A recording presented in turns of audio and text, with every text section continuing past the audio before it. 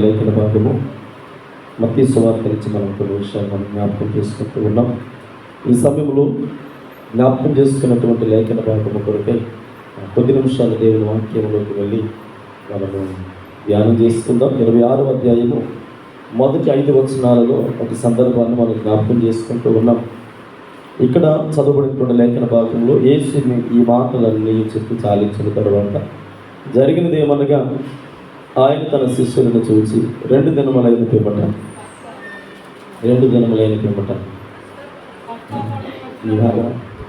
ఇంకా good Friday ఎన్ని దినాలండి అంటే యేసుక్రీస్తు ప్రభులు వారి శిలువ మరణానికి అప్పగించడానికి ఇంకా 2 days అంటే ఈ దినమందు యేసు ప్రభు వారు అందరితో కూర్చొని మాట్లాడుతూ ఉన్నారు. 2 దినములైన పిమ్మట పస్కా పండుగ వచ్చిననియు అప్పుడు మనుష్య కుమారుడు సిలువ వేయబడుటకై అప్పగింపబడనని మీకు తెలియనని చెప్పాను. ఆ సమయమున ప్రధాన యాజకులను ప్రజలు పెద్దలను కైప అను ప్రధాన యాజకుని మందిరములోనికి, అనగా ఇక్కడ మందిరము అనేటువంటి స్థలానికి చరిత్రకారులు ఏమంటారంటే కైప యొక్క నివాస స్థలము.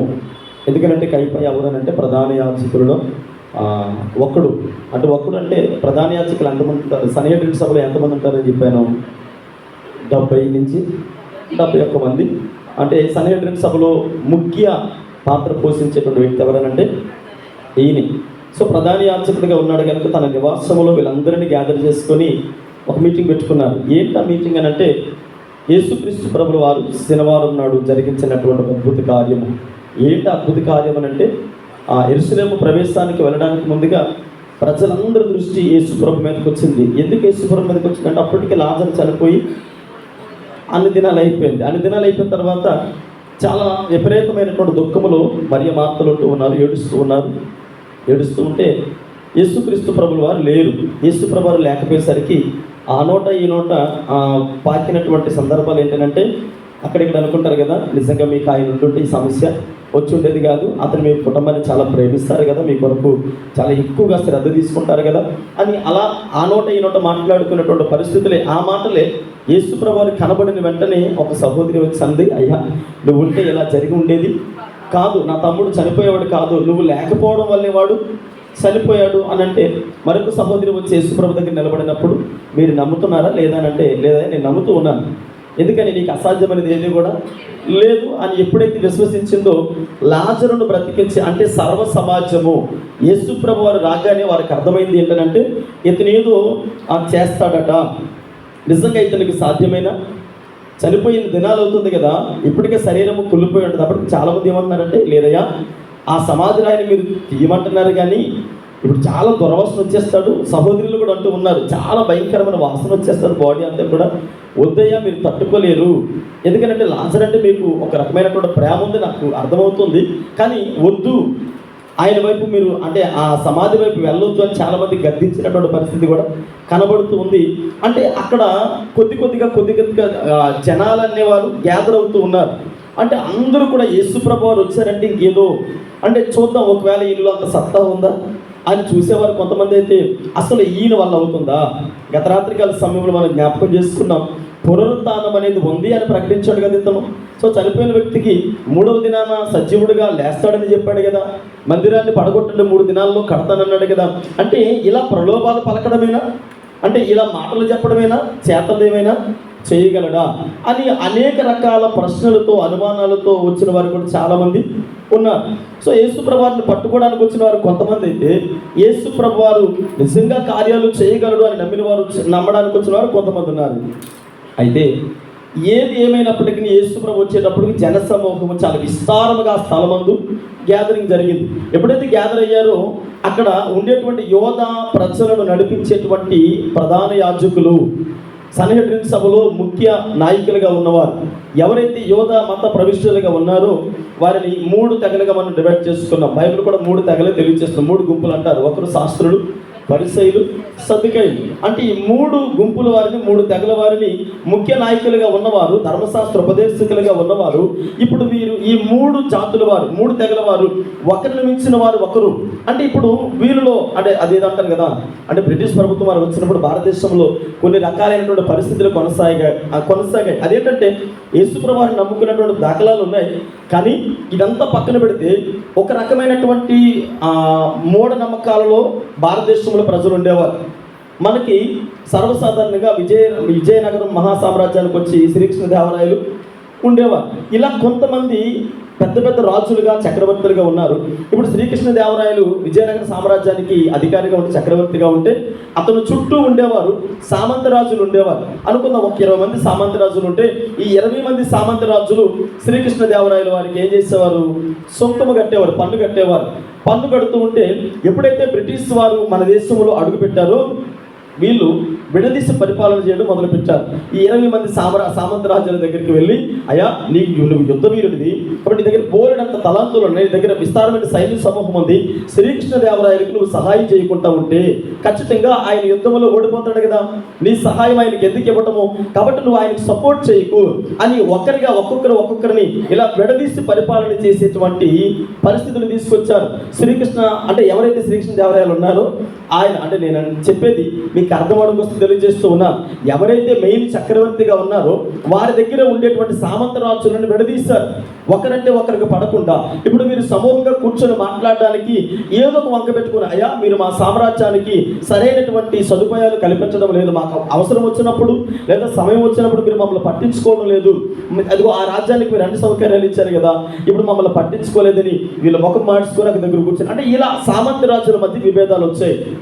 అలా ఇక్కడ మనం జ్ఞాపకం చేసుకుంటున్నప్పుడు యోధా సామ్రాజ్యములో 3 తెగలు ఏవైతే ఉన్నాయో, శాస్త్రులు, పరిసయ్యులు, సద్దుకయ్యులు, వీళ్ళు ముగ్గురు కూడా రోమా సామ్రాజ్యం కింద పనిచేస్తూ ఉన్నారు.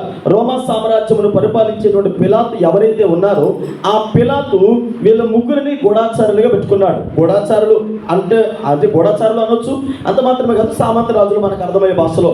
ఇప్పుడు వీళ్ళు ముగ్గురు ఒకరి మీద ఒకరు సాడీలు చెప్పుకుంటూ ఎవరికి వార్తలు మోస్తూ ఉన్నారు? రోమా సామ్రాజ్యానికి మోస్తూ ఉన్నారు. అయ్యా సద్దుకయ్యులు ఎలాంటి పనులు చేస్తూ ఉన్నారయ్యా, వారు ఇంత ట్యాక్స్లు కలెక్ట్ చేస్తూ ఉన్నారు, వారి దగ్గర వచ్చిన ఆదాయం ఎంత అయితే మీకు కట్టేది చాలా తక్కువ అని సద్దుకయ్యులు పట్టుకెళ్ళి చెబుతూ ఉన్నారు శాస్త్రుల మీద. శాస్త్రులు వెళ్ళి సద్దుకయ్యులు చెప్తున్నారు, మరి శాస్త్రులు సద్దుకయ్యులు వెళ్ళి అంటే పరిశీలన చెప్తున్నారు. ఇలా రకరకాల విభేదాలు వారికి వస్తూ ఇప్పుడు ఎవరు సపోర్ట్ అంటే ప్రజల సపోర్ట్ ఎవరికి ఎక్కువ ఉందో అని వారు పెనుగులాడుతూ ఉన్నారు. ఇలాంటి ఈ ముగ్గురులో ఒక రకమైనటువంటి ఆలోచన విధానాలు జరుగుతూ ఉన్నప్పుడు ఒకరిని మించిన వారు ఒకరు, ఇదిగో ధర్మశాస్త్రం ఇలా చెబుతూ ఉంది. అదే మనము జ్ఞాపకం చేసుకుంటున్న మట్టలాదివారం దినమందు, యెరూషలేము జయప్రవేశ దినమందు మందిరములో, యెరూషలేము దేవాలయములో ఈ 3 గుంపులు కూడా వ్యాపారాన్ని మొదలుపెట్టారు. ఏ వ్యాపారం అది? ఎవరైనా ఒకరు గువ్వను కొనాలంటే అంటే ఆ దేవాలయంలో బలి అర్పణ అర్పించాలి, అంటే ప్రాయశ్చిత్తం చేసుకోవాలి. ఇప్పుడు పాపం చేసిన వాడు దేవాలయంలోకి వచ్చిన తర్వాత ఇంటి దగ్గర నుంచి గువ్వను తీసుకొచ్చాడు అనుకో, ఆ ఇంటి దగ్గర నుంచి తీసుకొచ్చిన గువ్వ అక్కడ ఎలిజిబిలిటీ కాదు. ఇప్పుడు గువ్వ ఎక్కడి నుంచి ఉండాలి? అక్కడే కొనుక్కోవాలి, వాళ్ళ మీదే కొనుక్కోవాలి. శాస్త్రులు, పరిశీలనలు ఎవరైతే ఉన్నారో, సద్దుకయ్యులు ఎవరైతే ఉన్నారో దేవాలయం ప్రాంగణంలో వారమ్మేదాన్నే కొనాలి, అది కూడా వాళ్ళు పెట్టిన రేటుకే కొనాలి. మరి ఇంటికాడ నుంచి తీసుకొచ్చింది పని చేయదు, అది అభిషేకించబడినది కాదు. మేమెవరు? మీ ధర్మశాస్త్ర ఉపదేశకులము కనుక మేము చెప్పిందే జరగాలి అని వారు సడన్ రేటు పెట్టారు. ఆ రేటు బట్టి వ్యాపారానికి ప్రజలను ప్రలోభ పెడుతూ వీళ్ళు విసిగిపోయారు. 3 గుంపులకి విసిగిపోయి ఏది వాస్తవమో ఏది అవాస్తవమో దేవుడు ఏం చెప్పాడు, వీళ్ళు ఏం చేస్తూ ఉన్నారు, దుర్వ్యాపారం చేయకూడదు కదా, ఇలా ఉండకూడదు కదా అని వీళ్ళ భక్తి జీవితంలో చాలా విసుగుబాటుకు వచ్చేసారు. సరే, ఈ 3 గుంపులు ఇలా కుమ్ములాట జరుగుతూ ఉంది. ఈలోగా యేసుక్రీస్తు ప్రభుల వారు రాని వచ్చారు. యేసు ప్రభు లోకానికి వచ్చిన తర్వాత 30 సంవత్సరాలు తన యవ్వన కాలం పూర్తయి ఇప్పుడు ఆ మెచ్యూరిటీ డేట్ అంటారు.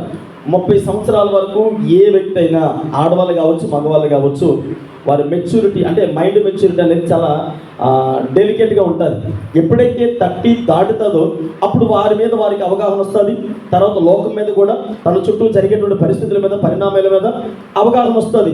ఏది మంచిదో ఏది చెడ్డదో, ఏది త్వరితముగా నిర్ణయం తీసుకోవాలో 30 దాటిన తర్వాత ఆటోమేటిక్గా వరకు ఆలోచనలు వస్తాయి. సో యేసుక్రీస్తు ప్రభుల వారు 30 సంవత్సరాల తర్వాత బాప్తిస్మం తీసుకున్నారు. పరిచర్యలో 3.5 సంవత్సరాల కాలంలోకి వచ్చిన తర్వాత ఇప్పుడు క్రమక్రమంగా యేసుక్రీస్తు ప్రభుల వారు పరిచర్యలో పాతుకుపోయారు.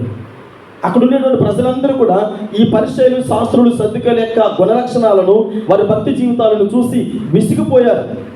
ఇది కాదు కదా సరైనటువంటి భక్తి. ఇప్పుడు యోహాను వచ్చి ఖండించాడు, ఇది కాదు నా వెనకతలు వచ్చేవాడు నాకంటే శ్రేష్ఠుడు, ఆయన మీరు నమ్మండి అని చెప్పినప్పుడు, మెస్సీ గురించి పరిచయం చేసినప్పుడు ఇప్పుడు ప్రజలు తండోలుగా గుంపులుగా యేసు ప్రభువుని వెంబడించడం మొదలుపెట్టారు. అంటే ఇప్పుడు ఎవరైతే శాస్త్రులు, పరిచర్యలు, సద్దుకైలు ఉన్నారో వారి యొక్క ఇన్ఫ్లుయెన్స్ అనేది రాను తగ్గిపోతూ వచ్చింది.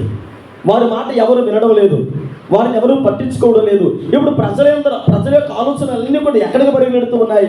యేసుక్రీస్తు ప్రభుల వారు వెనకతలు పరిగెడుతూ ఉన్నారు. యేసు ప్రభు వారు ఎక్కడ నిలబడి మాట్లాడినా కొన్ని వేల లక్షల మంది ఆయన చుట్టూ వస్తూ ఉన్నారు. సముద్రపు ఒడ్డు నిలబడినా, లేదా ఏదైనా గృహంలో నిలబడినా, ఏదైనా పర్వతం మీద నిలబడి ఆ వాక్యం చెబుతూ ఉన్న ప్రజలందరూ కూడా ఆకలి దప్పులు మర్చిపోయి యేసు ప్రభు వారి దగ్గరికి వెళుతూ ఉంటే ఇప్పుడు వీళ్ళు 3 గుంపులకి ఒక అనుమానం వచ్చింది. ఏంటి అనుమానము? రోమా సామ్రాజ్యం కింద సామంత రాజులుగా ఉన్నారు. ఒకవేళ వీరు 3 దగ్గర బలం అనేది ప్రజాబలము తగ్గిపోతే ఆటోమేటిక్గా ఇప్పుడు రోమా సామ్రాజ్యం ఎవరిని ప్రేమిస్తుంది, ఎవరిని అధికారిగా నియమిస్తుంది? యేసు ప్రభు వారి దగ్గర ప్రజాబలం ఉంది కనుక, అయ్యా ఇదిగో సర్వాధికారం నీదే, ఇప్పుడు యోధా సామ్రాజ్యాన్ని పరిపాలించు, మేము నీకు సపోర్ట్ చేస్తాం అని వారు యేసు ప్రభు వారి వైపు చూస్తారని వీళ్ళ 3కి లేనిపోయిన డౌట్లు వచ్చాయి. కాబట్టి ఇప్పుడు 3 ఒకరంటే ఒక్కరికి పడదు, పచ్చగడ్డ వేస్తే బొగ్గుమనిపోయేటువంటి వీళ్ళు 3 కైపా ఇంట్లో మీటింగ్ పెట్టుకున్నారు. ఎక్కడ? ఇప్పుడు సన్హెడ్రిన్ సభలో ఉండేటువంటి ముఖ్య ప్రధాన యాజకుడు అయినటువంటి కైపా ఇంట్లో ఇదిగో మనం ఒకటి, రేపు పొద్దున్న మనం ముఖముఖాలు చూసుకుంటాం. ఆయన ఎక్కడి నుండో వచ్చాడు కాబట్టి వడ్రంగవాని కుమారుడు కనుక ఇప్పుడు మనం అందరం కలిసి ఏదో దుమ్మడిసి పోట్లాడించుకున్నట్లుగా ఇప్పుడు మనం కుమ్మలాడుకుంటే ఈ అధికార బలమును, అధికార యొక్క అంటే ఈ ముద్రను ఎవరు తనుకొని వెళ్ళిపోతారు? ఆ వడ్రంగవాని కుమారుడు యేసు ప్రభువారు తనకి వెళ్ళిపోతారు. కాబట్టి మనం ఏం చేద్దాం తెలుసా? ఇతను అనేవాడు ఉండకూడదు, యేసుక్రీస్తు ప్రభుల వారిని బ్రతకనివ్వకూడదు. ఏదో ఒక విధంగా ఇప్పుడు మాయోపాయం అనేటువంటి టైటిల్ ఏదైతే ఉందో ఇప్పుడు వీళ్ళు 3 కూర్చొని ఏం ప్లాన్ చేస్తూ ఉన్నారు? కైఫా యొక్క మేనల్లుడు మల్కు తన పేరు, తనని పంపించారు. మల్కును పంపించి యేసు ప్రభువారిని వెంబడించు, ఆయనను వెంబడించి ఆయన మాటలలో తప్పులు పట్టుకో, ఆయన ప్రవర్తనలో తప్పులు పట్టుకో, ఆయన ఏదైనా ప్రభుత్వానికి కానీ రోమా సామ్రాజ్య అధికారికి కానీ తప్పుగా ఏదైనా మాట్లాడితే ఇమీడియట్గా నువ్వు ప్రజామందిరానికి మోసుకొనిరా అని ఇప్పుడు మల్కును పంపించిన తర్వాత ఆయన చూసి నోరెళ్ళ పెట్టుకొని వచ్చేసాడు. ఏమైందేనంటే ఆయన ఏమీ దొరకలేదు అన్నాడు. సరే, ఈ దినమందు వారు కూర్చొని మాట్లాడుకున్నటువంటి మాటల యొక్క పరిస్థితులు చూడండి. మత్తయి సువార్త 21వ అధ్యాయము 3వ వచనము 4వ వచనము చదువుకుందాం. మత్తయి సువార్త 21వ అధ్యాయము. ఎవడైనను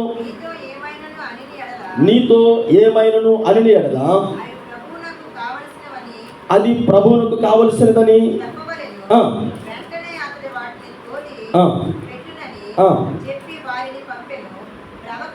అమ్మ 26వ అధ్యాయము 4వ వచనం. యేసును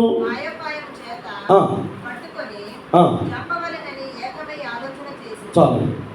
ఇప్పటి వరకు వీళ్ళు 3 ఒకరంటే ఒకరికి పడదు, వీళ్ళ మీద వాళ్ళు, వాళ్ళ మీద వీళ్ళు, అంటే ఇలా రకరకాల విభేదాలతో ఉండేటువంటి వీళ్ళు ఇప్పుడు సమూహంగా గ్యాదర్ ఏం చేస్తూ ఉన్నారంటే యేసుని మాయోపాయం చేత 3వ వచనం చదువుతున్నారు. ఆ సమయమున ప్రధాన యాజకులను, ప్రజలను, పెద్దలను కైఫా అను ప్రధాన యాజకుని మందిరములోనికి కూడి వచ్చి యేసును మాయోపాయం చేత పట్టుకొని చంపవలనని ఏకమై ఆలోచన చేసిరి.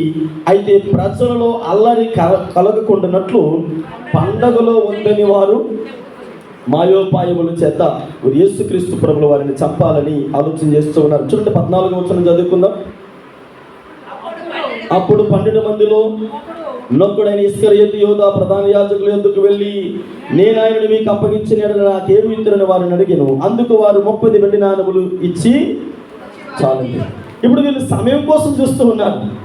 యేసు ప్రభువుని మాయాపాయం చేత పట్టుకోవాలని ప్రజాబలము పెరిగిపోవడం ద్వారా ఇప్పుడు రోమా ప్రభుత్వం యొక్క కనుదృష్టి అంతా కూడా ఎవరి మీద పడుతుంది? యేసు ప్రభువారి మీద పడుతుంది. మన మీద ఉండేటువంటి ఆ గౌరవం తగ్గిపోద్ది.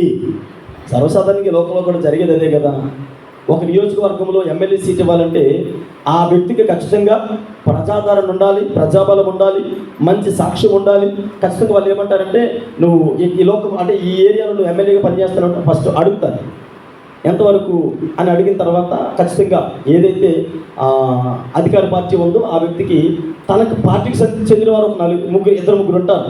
వాళ్ళిద్దరు ముగ్గురులో ఒక రకమైనటువంటి పోటీ కొనసాగుతుంటే అధికార పార్టీలో ఉండేటువంటి ఆ ఎలక్షన్లో ఉండేటువంటి అధికారి ఏమంటాడంటే, ఆ పార్టీ ప్రెసిడెంట్ అంటాడు, సార్ నేను వెళ్ళాను ఆ ఏరియాకి, ముగ్గురు మీటింగ్స్ పెట్టారు, ముగ్గురు యొక్క ప్రజాదరణ ఎలా ఉందంటే వాళ్ళ ముగ్గురులో పలానా వ్యక్తికి ప్రజాబలం ఉంది కనుక మనం ఖచ్చితంగా ఆ వ్యక్తికి సీట్ ఇస్తే ఆ ఏరియాలో ఎమ్మెల్యేగా గెలుస్తాడు.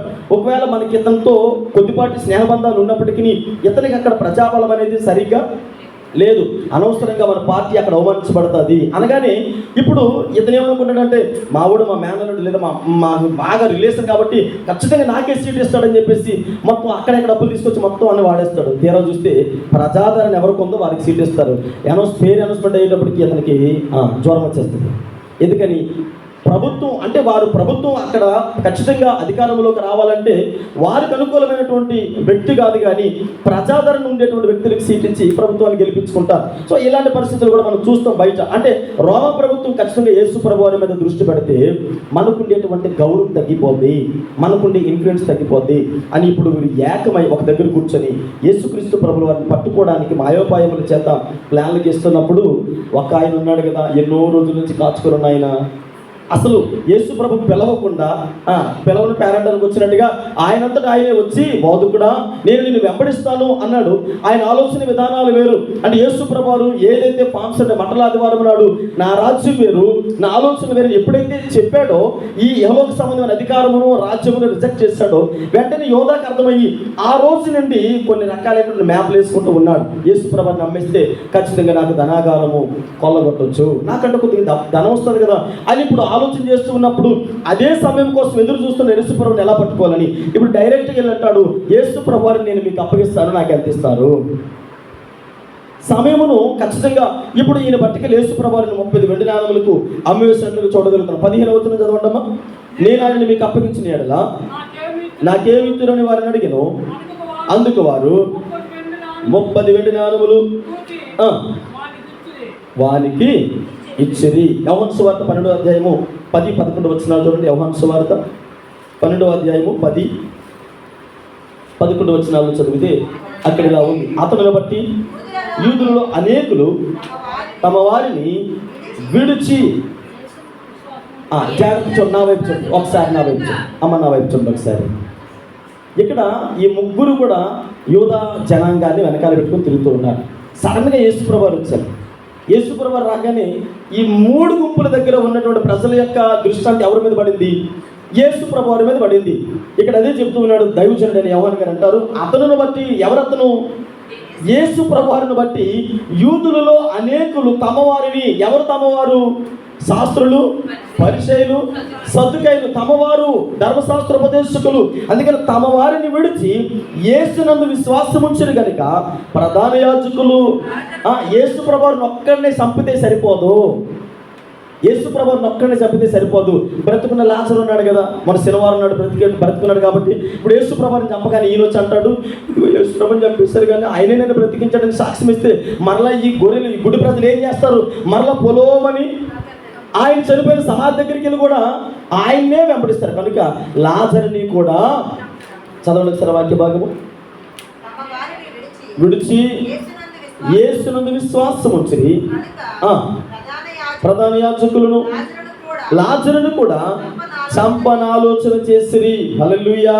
అంటే యేసు ప్రభువుని ఒక్కరినే చంపితే సరిపోదు, మాయోపాయముల చేత వారి ఆలోచన విధానాలు అంటే వారిని ప్రజలకు కనబరుచుకోవడం కోసం, వారి ఇన్ఫ్లుయెన్స్ చూపించుకోవడం కోసం, వారు హుందాతనాన్ని చూపించుకోవడం కోసం ఎంత భయంకరమైనటువంటి ఆలోచన విధానాలతో వీళ్ళున్నారో మనకు అర్థమవుతూ ఉంది. వీరెవరు? అన్యుల దేవుని వాక్యాన్ని అందరికీ బోధించేవారు, ధర్మశాస్త్రాన్ని కంఠోపాఠంగా చదివేవారు. అంటే సర్వశక్తి కలిగిన దేవుడు లోకానికి ఎందుకు వచ్చాడు? నశించిన దాన్ని వెతికి రక్షించడానికి. అందుకని ఈనాడు చాలా కుటుంబాలలో, మరి ముఖ్యంగా చాలా సంఘాలలో శత్రువులు ఎక్కడి నుంచో రారు. లోకంలో మనం సువార్తకి వెళ్ళాం అనుకోండి, వాళ్ళు ఏమంటారు, మీరు సువార్త ప్రకటించొద్దని. ఆ రోజుతో వాడికి మనకి రిలేషన్ కట్ అయిపోద్ది. ఆయన అక్కడే వదిలేసేస్తారు. దేవుడు వాక్యం ఏమంటే, మీరు సువార్త ప్రకటించడానికి వెళ్ళినప్పుడు, ఎవరింటికైనా వెళ్ళినప్పుడు వాడు మిమ్మల్ని వ్యతిరేకిస్తే మీ కాలు దూలు అక్కడ దులిపేసి వచ్చాడు అన్నాడు ప్రభు. మనం ఏం చేస్తాం తెలుసా, ఒకసారి ఆయన తిరిగి సరే సార్ బాయ్ అండి అనేసి మన కాళ్ళు ధూళి దులిపి వచ్చేస్తే ఆ ధూళి వాడి మీద సాక్ష్యం ఇస్తారు. మరి మందిరంలో ఏం దొరపాలా ఏమండి? వీళ్ళు శాస్త్రాన్ని పరిశీలన చదివేయాలంటే అన్యులు కాదు కదా, ధర్మశాస్త్రాన్ని నిత్యము బోధించేవారు, ధర్మశాస్త్రాన్ని చదివేవారు. మరి లోకరక్షకుడిని మాయోపాయముల చేత పట్టించి చంపించాలని అనేక దురాలోచనలు చేస్తున్నప్పుడు వారి మీద ఏమి చూపించాలి, వారి మీద ఏమి దొరపాలి? యేసుక్రీస్తు ప్రభుల వారు ఒక చిన్న చిరునవ్వు నవ్వి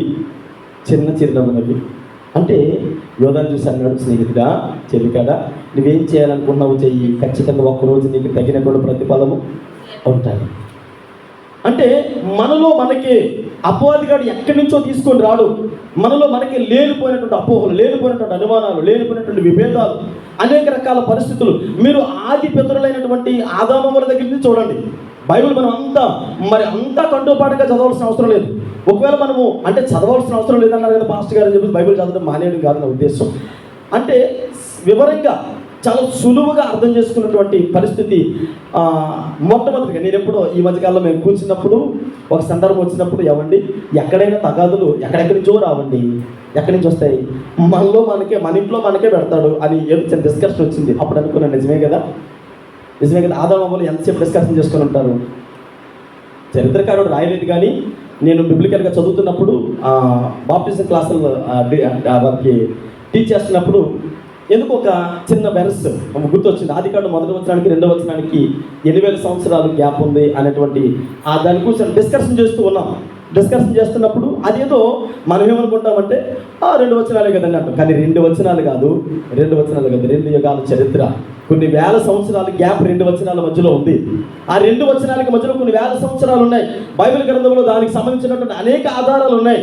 అపవాదిగాడు అంటే దేవుని సన్నిధి నుంచి త్రోసివేయబడడానికి, వాడు ప్రజల మీద కక్ష సాధించడానికి, వాడు పగబట్టడానికి 2 వచనాల మధ్యలో కొన్ని వేల సంవత్సరాలు చరిత్ర ఉంది.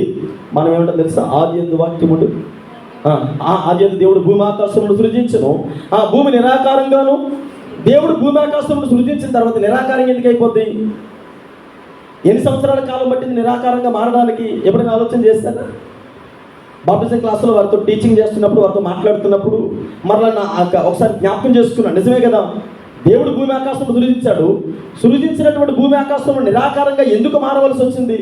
దాని మధ్యలో కొన్ని వేల సంవత్సరాల చరిత్ర ఉంది. దేవుడు రాత్రికి రాత్రి వాటిని పాడు చేయలేదు, రాత్రికి రాత్రి వాటిని కొలప్స్ చేయలేదు. అంటే ఎందుకు నిరాకారంగా మారవలసి వచ్చింది అంటే ఎక్కడికో వెళ్ళవలసిన అవసరం లేదు, మన ఇంట్లో మనకి. లూసిఫర్ ఎవరు? శత్రువు, ప్రధాన దేవదూత, దేవుని దగ్గర స్తుతి ఆరాధన నడిపించేవాడు, అద్భుతంగా గాయకుడు, పాటలు పాడేవారు. అంటే అద్భుతంగా దేవుడు తనకి ఉన్నతమైన స్థానాన్ని ఇచ్చాడు. లూసిఫరా, నువ్వు పాడుతూ ఉంటే నా శరీరం పులకించిపోతూ ఉంది, అబ్బాయి ఎంత అద్భుతంగా పాడుతున్నావు అని ఎప్పుడైతే ఇలా ఎక్కించాడో, ఆ పైకి ఎక్కగానే అనుకున్నాడు, నన్ను మించినోడు లేడు, నన్ను చూడు, నా అందరు చూడు అంటారు కదా, అది ఎందుకు సాగుతుంది. ఇప్పుడు నన్ను మించినోడు లేడు, దేవుడు లేడు, ఎవరు లేరు, నాదే ఆ సింహాసనం అన్నాడు. దేవుడు అన్నాడు, ఒరే పనికి మనోడా, నేను నీకు ప్రధాన దూత స్థానం ఇస్తే ఇప్పుడు నువ్వు నన్నేమో నా సింహాసనాన్ని కోరుకుంటున్నావా అని కటికి చీకటిలోకి యేసయ్య గ్రంథంలో రాయబడి ఉంటుంది. అందుకని మీరు ఎప్పుడైనా అబ్జర్వ్ చేయండి, ఈ మాట చాలామంది ఖచ్చితంగా మన హృదయంలో భద్రపరచుకోవాలి. మరి ముఖ్యంగా క్రైస్తవులకి చాలా ప్రాముఖ్యమైనది. పాటలు పాడేటువంటి మన జీవితాలలో వాక్యం బోధించేవారు, ప్రార్థన చేసేవారు త్వరగా పడిపోరు, పాటలు పాడేవారు చాలా తొందరపడిపోతారు. ఎందుకనంటే అపవాదిగాడు ఏమంటాడు, నిజంగా నువ్వు పాడుతుంటే ఏమవుతుంది, రోమాలన్నీ కూడా ఎంత అద్భుతంగా ఎంత చక్కగా పాడవాలి కానీ చాలా త్వరగా పడిపోతారు. సింగర్స్ అనేవారు ఈరోజు అంటే కోట్లలో ఉన్నారు. మనకి తెలిసి చాలామంది అద్భుతంగా పాటలు పాడతారు, కొన్ని దినాలకి వారు కనబడరు చరిత్రలో. నేననేది సింగర్స్ కోసం. అంటే అపవాదిగాడు వారి మీద దృష్టి పెడతాడు, వాడు అందువల్లే పడిపోయాడు. అపవాదిగాడు ఏమన్నాడు తెలుసా, అంటే ఇక నన్ను మించినోడు లేడు అనగానే దేవుడు అన్నాడు, నువ్వు ఇక్కడ అవసరం లేదు బాబు, నువ్వు వెళ్ళిపో. యేసుకెళ్ళి తేజో నక్షత్రమా, వేకువ చుక్క ఎలా పడిపోయింది అని అంటే దేవుని ఎందుకు గర్వించాడు. ఎప్పుడైతే గర్వించాడో త్రోసి పడేశాడు దేవుడు. అంతే. ఇప్పుడు దేవుని సన్నిధిలో ఉండేటువంటి ప్రధాన దేవదూత, మరి గాబ్రియేలు తర్వాత మిఖాయేలు ఎక్కడ? వారు దేవుని గృహస్థులే కదా. సరే, వీరి దగ్గరికి కొంచెం కిందకు వద్దాం. ఆదాము ఎవరిని ఎవరు తయారు చేస్తారు? ఆదాము అవ్వలని దేవుడే తయారు చేశాడు. ఆయన అంటాడు, బైబిల్ గ్రంథంలో ఒక దైవజనుడు అంటాడు, దేవుని మొదటి కుమారుడు ఎవరు అని అంటే ఆదాము గారే. దేవుని మొదటి కుమారుడు ఆదాము గారు.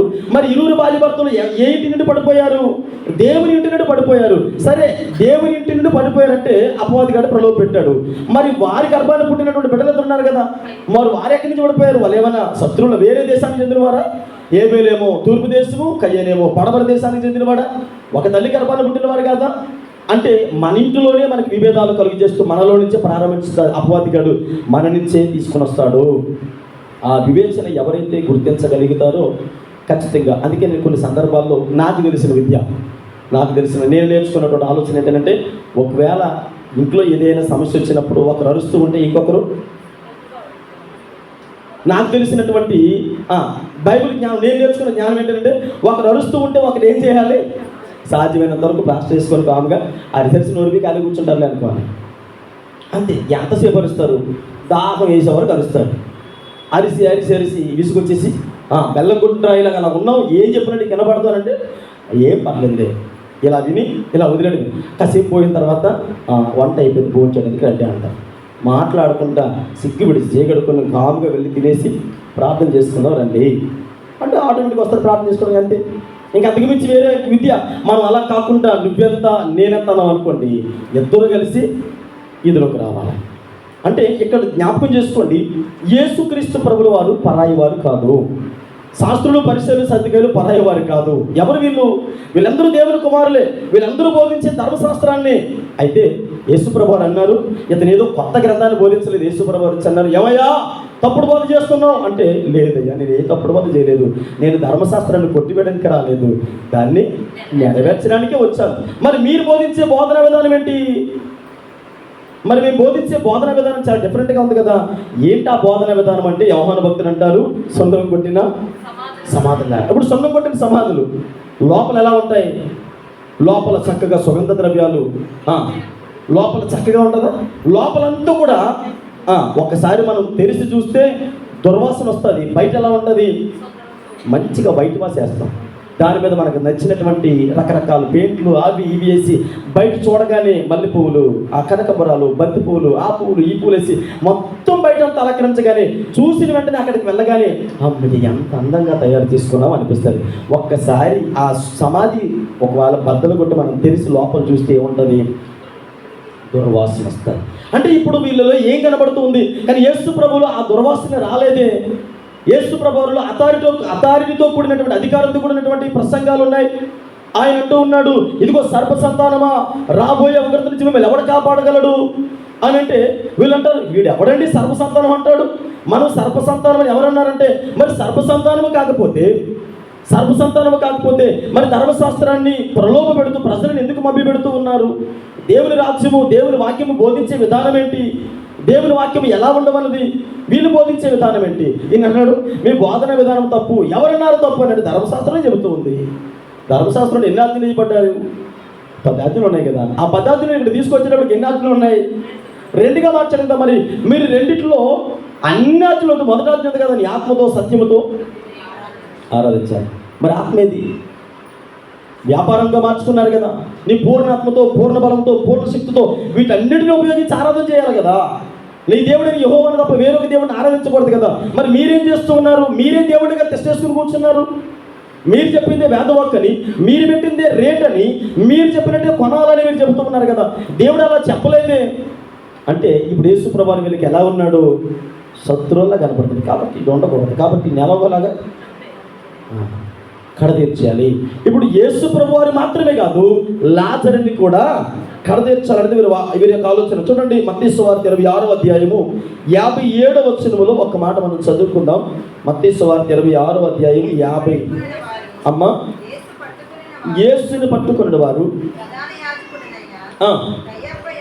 కయప యొద్దకు ఆయనను తీసుకొని పోగా అక్కడ శాస్త్రులను పెద్దలను కూడి ఉండేది. ప్రధాన యాజకుని ఇంటి ముంగిట వరకు ఆయనను దూరం నుండి వెంబడించి లోపలికి పోయి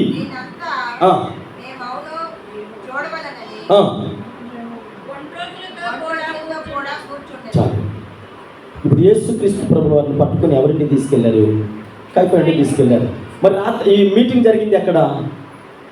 ఎవరింటి దగ్గర జరిగింది? కైఫా ఇంటి దగ్గర జరిగింది. యేసు ప్రభు వారిని తీసుకొని వచ్చి వీళ్ళు ఏం చేస్తారంటే, నిజానికి రోమా ప్రభుత్వానికి మాత్రమే ఒక వ్యక్తిని మరణశిక్ష విధించే అధికారం ఉంది. యోధా సామ్రాజ్యానికి అధికారం లేదు. ఎందుకని వీళ్ళు ఎవరు? సామంత రాజులు.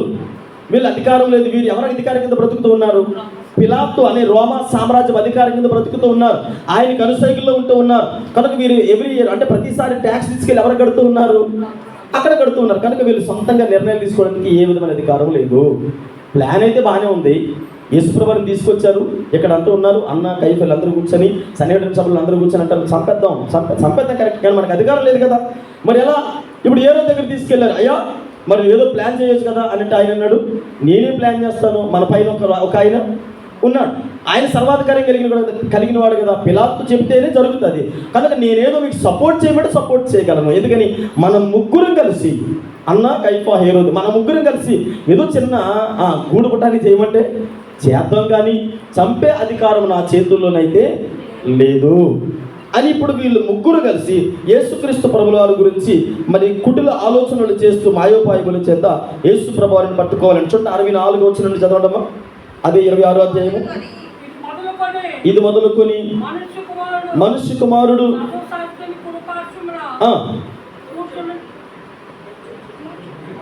చదవండి 26వ అధ్యాయము 64 వచ్చిన. ఇది మొదలుకొని మనుష్య కుమారుడు సర్వశక్తిని కుడి పార్శ్వమున కూర్చుండుటయు ఆకాశ మేఘారుడై వచ్చుటయు మీరు చూచిద్దరని చెప్పగా, ప్రధాన యాజకుడు తన వస్త్రము చింపుకొని వీడు దేవదోషణ చేసును, మనకి సాక్షులతో సాక్ష్యాలు పనిలేదు. అబ్బాయి మనం రాత్రి అంతా ప్రయాసపడ్డాం, కానీ చాలా ప్లాన్లు వేసాం, కానీ ఏం అవసరం లేదు. తనంతడు తను ఏమన్నాడు? దేవుని కుమారుడిని ఒప్పుకున్నాడు కదా. దేవుని కుమారుడిని ఒప్పుకున్నాడు కనుక మనం ఏం చేద్దాం? ఇప్పుడు సాక్షాత్తు పని లేదు, డైరెక్ట్గా మనం ముగ్గురం కలిసి, మనందరం కలిసి ఇప్పుడు ప్రజల దగ్గర తీసుకుని వెళ్ళి ప్రజలందరికీ ఏం చేద్దాం తెలుసా? ఏం చేద్దామంటే, ఇతను దేవదోషం చేశాడు కదా. ఒక వ్యక్తి మరణశిక్షకు అర్హుడనంటే 2 విధాలుగా పట్టుకోవాలి. ఒకటి ప్రభుత్వానికైనా వ్యతిరేకంగా ఉండాలి, రెండవది దేవునికైనా వ్యతిరేకంగా ఉండాలి. ఈ రెండిట్లో ఇతనంతటి ఇతనే దేవుని కుమారుడిని ప్రకటించుకున్నాడు కదా. కాబట్టి పిలాతు దగ్గరికి మనం తీసుకుని వెళ్దామని మాట్లాడుతూ ఉన్నారు. చుట్టూ మరొక మాట మనం జ్ఞాపకం చేసుకున్నాం. 66వ వచనం చదవడమా, అందులోనే 66వ వచనం. నీకేమి తోచుచున్నదని అడిగాను, అందుకు వారు వీడు మరణమునకు పాత్రుడని.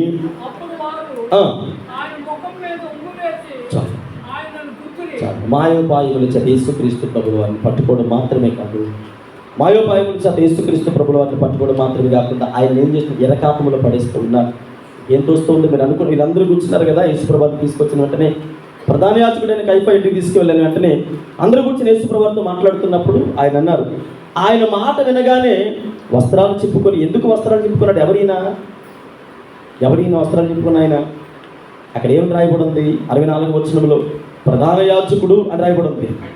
ప్రధాన యాజకుడు అంటే ప్రధాన యాజకుడికి ఉండేటువంటి వస్త్రాలు ఏంటో తెలుసా? ఏదో సాధారణమైన వస్త్రాలు ధరించుకోవడం కాదు, దానికంటూ ఒక ప్రత్యేకమైన అభిషేకం ఉంది ప్రధాన యాజకుడి కొరకు. మరి అహరోనుతో దేవుడు అంటాడు, ఇదిగో మోసే నువ్వేం చెబుతావో తెలుసా? ప్రధాన యాజకుడు మరి చక్కటి సన్నపు నారతో ధరించినటువంటి మరి చక్కటి వస్త్రాలు ధరించాలి. దాని మీద 12 గోత్రాలకు చెందినటువంటి మరి చక్కగా మరి రత్నాలతో పొదగబడినటువంటి 12 రాళ్ళును. ఏ రాళ్ళవి?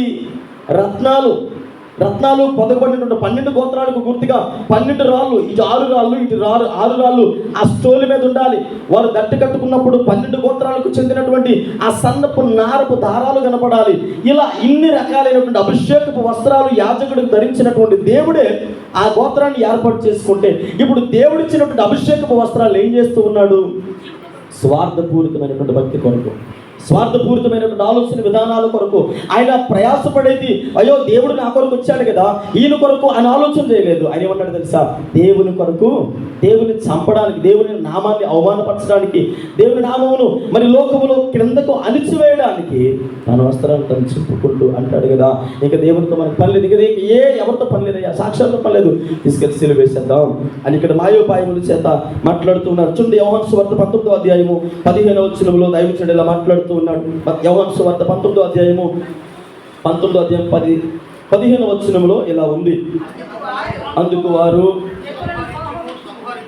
ఆ, సిలువ వేయమని కేకలు వేసి ఆ. పిలాతు, పిలాతు ఈ రాజుని సిలువ వేయుదురా మీ రాజును సిలువ వేయుదురా అని వారిని అడుగుగా అని వారు అడుగగా ప్రధాన యాజకుడు ప్రధాన యాజకుడును క్రీస్తును తప్ప ఆ, మాకు వేరొక రాజు లేడని. చాలు. ఇప్పుడు ఈ 3 తెగలకు చెందిన అధికారులు ప్రజలను ఎలా ప్రలోభాలు పెట్టారంటే, రాత్రికి రాత్రి యేసు ప్రభు వారిని తీర్పులు జరిగించినట్లు చూడగలుగుతూ ఉన్నాం. ప్రజల దగ్గరికి వచ్చేటప్పటికి ఏమంటున్నారంటే, ప్రజల దగ్గరికి వచ్చి ఇదిగో ఇతను దేవదోషం చేశాడు కాబట్టి ఈ నింద మనందరి మీదకి వస్తుంది. మనం ఎవరి చేతుల కింద బ్రతుకుతూ ఉన్నాం? రోమా చేతుల కింద బ్రతుకుతూ ఉన్నాం. రోమా సామ్రాజ్యం ఏమి సాధారణమైనటువంటి రాజ్యము కాదు. ఒకవేళ వాళ్ళు తలుచుకుంటే రాత్రికి రాత్రే యోధా సామ్రాజ్యమును మొత్తమును తీసుకుని వెళ్ళి తగలబెట్టేస్తారు అని ఇప్పుడు ప్రజలను భయపెట్టినప్పుడు ప్రజలందరూ చేసేటువంటి పరిస్థితులు ఏంటంటే, ఈనాడు ప్రపంచంలో అనేక రకాల ప్రలోభాలు మనం వింటూ ఉన్నాం, అనేక రకాల వార్తలు వింటూ ఉన్నాం. కొంతమంది ప్రార్థన చేసేటప్పుడు దానికోసం అంటే ఇలా అంటున్నట్టు బాధపడకండి, తెగ భయపడిపోతారు. నేనంటాను భయపడకూడదనేది కాదు నా ఉద్దేశం. కానీ మనము దేవుని పట్ల పరిపూర్ణమైనటువంటి విశ్వాసం వచ్చినప్పుడు ఒక మాట మీకు చెప్పిన ముందుకు వెళ్తాం. దానియేలు భక్తుడు ఎన్నిసార్లు ప్రార్థన చేశాడు? ఎందుకు ప్రార్థన చేశాడు? ఒక శాసనం విడుదలైంది దానియేలు దగ్గరికి వచ్చిన ఒక శాసనం. దానియేలు రాజు యొక్క ముద్ర ఉంగరాన్ని తీసుకుని స్టాంప్ వేశాడు దేవుడు. అంటే రాజు స్టాంప్ వేసి ఎవడు ఏ దేవుడిని ఆరాధించకూడదు, ప్రతి ఒక్కరు కూడా ఏ దేవుడిని ఎవరిని ఆరాధించాలి? రాజుకే నమస్కారం చేయాలి. రాజుకే. ఇప్పుడు 90 అడుగుల విగ్రహాన్ని తోరైనటువంటి ఆ మైదానంలో ఒక విగ్రహాన్ని చేపించిన తర్వాత అందరూ అక్కడికి వచ్చి సాష్టాంగ నమస్కారం చేయాలి. కానీ దానియేలు ఎవరికి సాష్టాంగ నమస్కారం చేస్తున్నాడు? యెరూషలేము తట్టు తన కిటికీ తలుపులు తెరిచి ప్రతిరోజు ప్రార్థన చేస్తున్నాడు. ఎవడెవరికి నాకేంటండి, నా దేవుడు నాకున్నాడు. తీసుకెళ్ళి ఎక్కడ వేశారు? చచ్చిపోయాడా? ఇదే మాట యోహాను భక్తుడు యోహాను సువార్త 5వ అధ్యాయంలో అంటాడు. మొదటి యోహాను పత్రిక 5వ అధ్యాయంలో చూడండి ఒకసారి చదువుకున్న సమయం వచ్చింది కనుక ఆ మాట మీకు పరిచయం చేస్తాను. ఎందుకంటే మనకుండే భయాందోళనలు అనేవి దేవుడు ఖచ్చితంగా తొలగించగలడనేటువంటి ఆ నమ్మకం మన జీవితంలో ఉండాలి. మొదటి యోహాను పత్రిక 5వ అధ్యాయంలో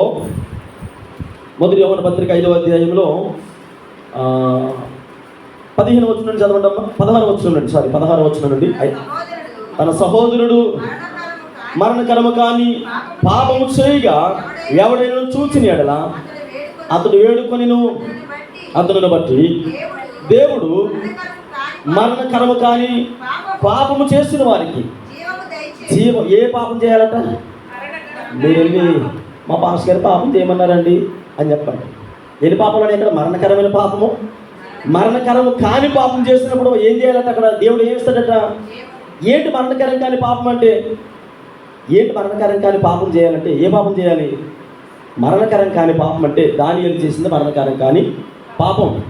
దానియేలు చేసింది పాపమే. ఏ పాపం అది? లోకం దృష్టిలో పాపమే, ప్రభుత్వం దృష్టిలో పాపమే. అంటే ప్రభుత్వం ఒక శాసనాన్ని విడుదల చేసింది. ఇప్పుడు ప్రభుత్వమే సర్వాధికారం కలిగింది కనుక ఇప్పుడు మాది సామ్రాజ్యం కానీ లేదా బబులోను మహాసామ్రాజ్యం కానీ ఉన్నతమైన అధికారం కలిగినది. ఇప్పుడు అక్కడి వరకు ఎందుకు? ఇప్పుడు మన యొక్క ప్రభుత్వం ఉన్నతమైన అధికారం కలిగింది, ఒక శాసనాన్ని విడుదల చేసింది. శాసనాన్ని విడుదల చేసినప్పుడు మనం ప్రభుత్వానికి వ్యతిరేకంగా పాపం చేసి అంటే ఉన్నాం అనుకోండి, ప్రభుత్వం ఏం చేస్తుంది? నాయన నీకు గవర్నర్ గారు సన్మానం చేస్తారు, పలానా రెవరెండ్ డాక్టర్ వైస్ జీవన్పాల్ గారు రండి అని చెప్పేసి ఆ సన్మాన మందిరాన్ని తీసుకుని వెళ్ళి నాకు సన్మానము చెయ్యరు. ఎందుకని? నేను ఎవరికి వ్యతిరేకంగా నడుచుకుంటూ ఉన్నాను? ప్రభుత్వానికి అధికారులకి వ్యతిరేకంగా ఉన్నాను కాబట్టి వీడిని తీసుకుని అర్జెంటుగా సెంట్రల్ జైలు పడేయండి అంటారు. ఎందుకని? ప్రభుత్వానికి వ్యతిరేకంగా ఉన్నాడు కనుక. ఇప్పుడు ప్రభుత్వం దృష్టిలో నేను తప్పు చేసిన వాడిని, పాపం చేసిన వాడిని, మరణానికి అర్హుడిని. అంటే ప్రభుత్వం దృష్టిలో దానియేలు పాపం చేశాడు, ఒక రాజు యొక్క శాసనాన్ని వ్యతిరేకించాడు కనుక అతడు మరణానికి అర్హుడు. కానీ మీరు జాగ్రత్తగా గమనించండి, మరణంకి అర్హుడు కానీ దేవుని దృష్టిలో ఆయన జీవం కలిగిన వాడు. అలాంటి పాపం చేశాడు కనుక ఇప్పుడు మరణపు కొలువులో అగ్నిగంధకముల మధ్యలో వేస్తారు. అగ్నిగంధకముల మధ్యలో వేసినప్పుడు ఆయన మరణానికి అర్హుడే. సింహాల మధ్యలో ఉన్నటువంటి వ్యక్తులు మరణానికి అర్హులే. కానీ వారి జీవములోనికి నడిపించబడడానికి సర్వశక్తి కలిగిన దేవుడు అక్కడ ఉన్నాడు. హల్లెలూయా. ఎన్ని శాసనాలు విడుదలైనా, ఎంతమంది అధికారులు మరి అనేక రీతిలుగా ప్లాన్లు గీసినా అవన్నీ రాత్రికి రాత్రి మార్చగలిగిన దేవుడిని ఆరాధిస్తూ ఉన్నాం. హల్లెలూయా. నమ్మితే దేవుడు ఖచ్చితంగా గొప్ప కార్యాలు చేయగలడు. అందుకని ఇక్కడ మనం జ్ఞాపకం చేసుకుంటే ఈ పరిస్థితులు మనం ఆలోచన చేస్తూ ఉన్నాం. మరణకరమైనటువంటి పాపం, మరణకరం కాని పాపం. యేసుక్రీస్తు ప్రభుల వారి గురించి మనం ఆలోచన చేస్తున్నట్లయితే మనం చదువుకున్నటువంటి లేఖన భాగములు మరొకసారి చదవడం వాక్య భాగము యోహాను సువార్తలో యోహాను సువార్త తన సహోదరుడు ఆ. మరణకరము కాని పాపము చేయగా చెయ్యగా ఎవడైనను వచ్చిన ఎడల ఆ. అతను వేడుకొనెను అతనును బట్టి దేవుడు మరణకరము కానీ పాపము చేసిన వాడికి జీవము దయచేయును. కాబట్టి మత్తయి సువార్త 19:15 ఏమన్నదంటే ఇలా ఉంటుంది, ఏమన్నటువంటి అందుకు వారు ఇతనిని సంహరించము, ఇతనిని చంపేట ఇతను వద్దు అని అంటే ప్రజలందరూ వచ్చి అన్నారు, ప్రజలందరినీ మభ్యపెట్టి చంపేద్దాం. అందరూ రకరకాలుగా ఆలోచన చేసి రాత్రికి రాత్రి ప్రజలందరినీ ప్రలోభ పెట్టారు. సరే అందరూ పిలాతు దగ్గరికి వచ్చేటప్పటికి అందరినీ మప్పుకొని తీసుకొచ్చారు. మప్పుకొని తీసుకొని వస్తే యేసుప్రభు వారి గురించి అందరూ అక్కడికి వచ్చినారు. అందరూ రొట్టెలు తిన్నవాళ్ళే, అందరూ స్వస్థతలు పొందిన వాళ్ళే, అందరూ అద్భుతాలు చూసిన వారే, అందరూ మేలు పొందిన వారే. అందరూ కూడా యేసుప్రభు కాసి చూడకుండా తలదించుకొని ఏషియన్ సిలువ అంటున్నారు అంతే. ఒకవేళ ఆయన వైపు చూస్తే మరలా మొహమాటం వస్తుందేమో అని సిలువేషన్ అన్నారు. అంటే అనేక రకాల శాసనాలు విడుదల అవ్వచ్చు, మనకి మరణకరమైన పరిస్థితులు రావచ్చు. అయితే వెనక్కి తగ్గేటువంటి పరిణామాలు ఉండకూడదు, వెనక్కి తిరిగి చూసేటువంటి పరిస్థితులు ఉండకూడదు. యేసుప్రభు అక్కడ అడుగు ఉండొచ్చు, అడగగలరు. ఈ అమ్మ నీ కుమారుడు చచ్చిపోతే నీకు ఇచ్చాను కదా తిరిగి, ఏమయ్యా నువ్వు కుష్ఠరోగంతో ఉండి నేనే కదా బాగు చేశాను, ఈ పిలాతు రాలేదు కదా, మరి ఇక్కడ ఉన్న శాస్త్రుల పరిస్థితులు సర్దికెళ్ళి రాలేదు కదా, నువ్వు 38 సంవత్సరాలుగా కోనేరు దగ్గర ఉంటే నేనే కదా నీకు స్వస్థతనిచ్చాను, ఏమా నువ్వు ఏరా అరే బాబు నువ్వు గుడ్డోడిగా ఉన్నావు కదా, నేను నేల మీద ఉమ్మివేసి నీకు కళ్ళకు దృష్టి ఇచ్చింది నేనే కదా అని రక్తస్రావం కలిగిన స్త్రీ ఏమ్మా నా వస్త్రాన్ని ముట్టుకుంటే కదా నీకు స్వస్థత వచ్చింది అని అడగగలరు. కానీ ఆయన శాసనములను మార్చగలిగిన దేవుడు కనుక ఆయన అలా నిలబడ్డారు, మౌనంగా ఉండిపోయారు. ఆయన వీరి యొక్క మాయోపాయములు ఎన్ని విధాలుగా పనినా యేసుప్రభువు ఇచ్చే మాట ఒకటే, మరణము తన ప్రాణమును పెట్టడానికి తన ప్రాణమును తీసుకోవడానికి ఆయనకు సర్వాధికారము తండ్రి ద్వారా ఇవ్వబడింది. ఈరోజు మన గురించి ఎన్ని మాయోపాయాలు ప్రభుత్వాలు కావచ్చు, అధికారులు కావచ్చు, ఎవరు ఎన్ని విధాలుగా ఎన్ని మాయోపాయాలు పడినా ఖచ్చితంగా సమస్యను పరిష్కరించగలిగినటువంటి దేవుని సన్నిధిలో ఉన్నాము కనుక ఖచ్చితంగా ఒకరోజు విజయం అనేది నీ ముంగటికి వచ్చి దాసోహం అవుతుంది అనేది దేవుని సేవకుడిగా నమ్ముతూ ఉన్నా. ఒక మాట చెప్పేసి ముగించేస్తా. సాధు సుందర్ సింగ్ గారు దేవుడిని నమ్ముకొని తన కుటుంబాన్ని దగ్గరికి వెళ్ళి నేను దేవుడిని నమ్ముకున్నానంటే షార్ట్ అంటే చిన్నగా క్లుప్తంగా చెప్తూ ఉన్నాను, అదంతా చెప్పడం లేదు. దేవుడు నమ్ముకోగానే వాళ్ళు ఏమన్నారంటే నువ్వు ఇంట్లో ఉండడానికి అర్హుడు కాదు కనుక నువ్వు ఇంట్లోంచి బయటకు వెళ్ళిపో అని చెప్పేసి కుటుంబం అంతా వెలివేశారు. ఇతను బయటకు వచ్చి పంజాబ్ రాష్ట్రంలో చక్కగా సువార్త ప్రకటిస్తూ ఉన్నాడు, అద్భుతంగా సేవ పరిచయం డెవలప్ అవుతుంది. ఆ నోట ఈ నోట వింటూ ఉన్నారు. ఆ వ్యక్తి ఎంత చక్కగా ఆ వాక్యం చెప్తున్నాడు, ఎంత చక్కగా అతని ద్వారా స్వస్థతలు జరుగుతున్నాయో అని చెప్పి ఎవరయ్యావాలంటే ఫలానా కుటుంబానికి చెందినవాడు అని వారి కుటుంబం పేరు అలా మారిపోతూ ఉంది. అయితే వాళ్ళు సింగులు కనుక కొద్దిపాటి అవమానానికి గురయ్యి వీడు ఉండకూడదు అని చెప్పేసి ప్రేమగా సింగు మన ఇంటికి రా అని చెప్పేసి చక్కగా ఇంటికి పిలిచి చక్కగా ప్రేమగా భోజనం పెట్టారు. కూర్చోబెట్టి స్నానం చేసిరా అని చెప్పేసి మంచిగా భోజనం వండి కూర్చోబెట్టి మంచిగా భోజనం పెట్టి ఆ భోజనంలో విషం కలిపేశారు. విషం కలిపి వీడు భోజనం తినేసి చచ్చిపోతాడులే, దరిద్రం వదిలిపోతాడని చెప్పేసి ఆ భోజనంలో విషం పెట్టేసి ఫుల్గా భోజనం చేశాడు. ప్రార్థన చేసుకుని భోజనం చేసి హాయిగా రెస్ట్ తీసుకుంటారని చెప్పేసి మంచమే పడుకున్నారట. వీళ్ళు అనుకున్నారు ఇంకొక గంట అరగంటలో చచ్చిపోతాడు, చచ్చిపోయిన తర్వాత కాలేజీ దగ్గరికి తీసుకెళ్ళి పాతి పెట్టదాం అనుకున్నారట. హాయిగా ఒక గంట సేపు పోయిన తర్వాత అనుకున్నారు చచ్చిపోయేటాడులే అనుకుని దగ్గరికి వెళ్ళి చూశారట, ఇంకా శ్వాస ఆడుతుంది, అరే ఇంకా చచ్చిపోలేదని చెప్పేసి మరలా ఇంకో 2 గంటలు పోయిన తర్వాత చూశారట, ఇంకా శ్వాస ఆడుతుంది, అదేంటి ఇంకా చచ్చిపోలేదు అని చెప్పేసి వీళ్ళకి డౌట్ వచ్చి అలా కూర్చొని చూస్తూ ఉన్నారు. దాదాపుగా 5 గంటల సేపు పడుకొని అప్పుడు లేచి చక్కగా తనంతా తను ఫ్రెష్ అయిపోయి ప్రార్థన చేసుకొని సరే నాకు మంచి భోజనం పెట్టారు, నాకు మంచి ఆతిథ్యాలు ఇచ్చినందుకు చిన్న ప్రార్థన చేసి వెళ్ళిపోతానని చెప్పేసి కుటుంబ సభ్యులందరికీ ప్రార్థన చేసి ఆయన వెళ్ళిపోయాడట. కొన్ని వందల సంవత్సరాలు బ్రతికారు. ఆయన యొక్క సాక్ష్యాన్ని చూసి కుటుంబం సిగ్గు తెచ్చుకొని దేవుని సన్నిధిలో రక్షించబడ్డారు. హల్లెలూయా. అంటే మాయోపాయములు దేవుని దగ్గర ఎన్ని మాయోపాయాలైనా దేవుని దగ్గర ఏ విధంగా ప్రయత్నాలు చేసినా అవి ఉన్నపాటిని మార్చగలిగిన దేవుడు నమ్ముతూ ఉన్నాం కనుక ఎన్ని శాసనాలైనా రానివ్వండి, ఎన్ని మాయోపాయాలైనా పననివ్వండి. అంటే మీరు చూడండి ఒక మాట అది కొద్దిగా మనకి ఇబ్బంది అంటే కొద్దిగా మోటుగా ఉన్నా ఒక పెద్దలు ఏమంటారంటే గరికి తిన్నటువంటి గాడి చేస్తుందంటే కానీ గరికి మాత్రం అలాగే ఉండిపోతుంది. ఆ గరికి అంటే గడ్డి అలాగే ఉండిపోతుంది. అది తిన్న గాడిదలు ఎన్నో వస్తాయి కానీ ఆ గడ్డెలా ఉండిపోతే క్రైస్తవ విశ్వాస జీవితం అనేది మనలాంటి వారు కోకొల్లదిగా పుడుతూనే ఉంటారు. క్రీస్తు నామం అనేది అంతరించిపోవడం అనేది జరగదు, అది అలా వస్తూనే ఉంటుంది. కానీ మాయోపాయాలు చేసేవారు కొన్ని వందల వేల లక్షల మంది అంటే కాలగర్భంలో కలిసిపోతున్నారు. క్రీస్తు నామము అంతరించిపోవడం అనేది అసంభవము. యేసు ప్రభువారి గురించి మాయోపాయాలు పన్నారు, ఎవ్వరి వల్ల కాలేదు. ఆయన మీద మాయోపాయాలు పడినా ఆయన శిలువ మరణం ప్రపంచానికి విజయాన్ని ఇచ్చింది. ఆయన శిలువ మరణం ప్రపంచానికి రక్షణనిచ్చింది. ఆయన శిలువ మరణం ప్రపంచానికి ఆశీర్వాదకరమైన పరిస్థితులను తీసుకొచ్చింది. ఈరోజు నీవు నేను ఇక్కడ కూర్చొని ఆరాధించగలుగుతున్నామంటే ఆనాడు వారు పనిన మాయోపాయములను యేసుక్రీస్తు ప్రభువు ఉన్నప్పటికీ ఆ శిలువ మరణం ద్వారా విజయవీరుడిగా నిలిచాడు కనుక నీకు నాకు రక్షణ వచ్చింది. ప్రార్థన చేసుకుందాం.